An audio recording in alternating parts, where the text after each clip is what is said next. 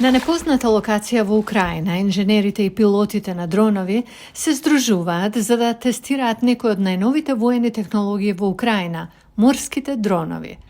Од брегот на тајната база, Гласот на Америка беше сведок на морски дрон со голема брзина, незабележлив од радарот и многу маневрирачки.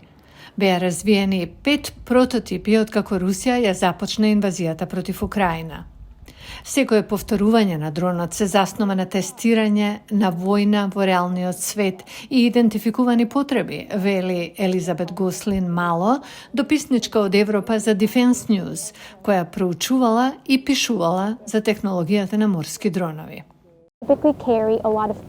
Тие обично можат да носат многу, поради што гледаме дека украинците ги користат се повеќе и повеќе. Ние ги нарекуваме експлозивни дронови.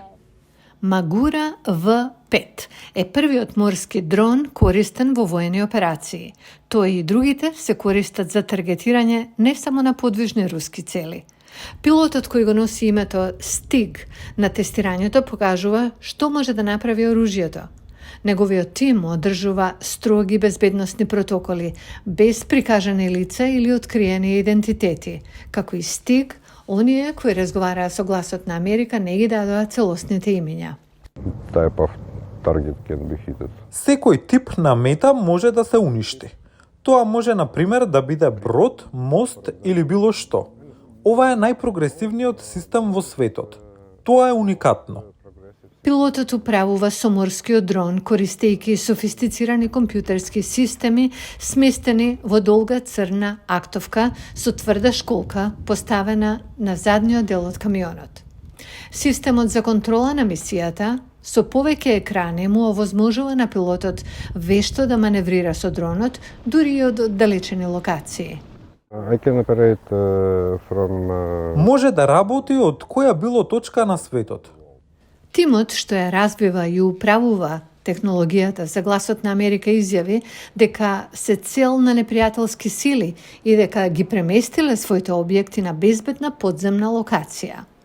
Експертите велат дека Магура В-5 и другите украински системи за морски дронови помогнале да се спречи Русија да преземе целосна контрола над Црното море.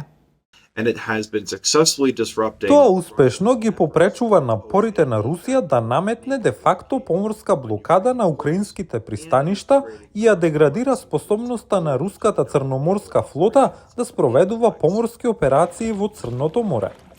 Домашниот систем е извор на гордост за владата на Украина, а официјалните лица ја промовираат земјата како развивач на иновативна воена технологија.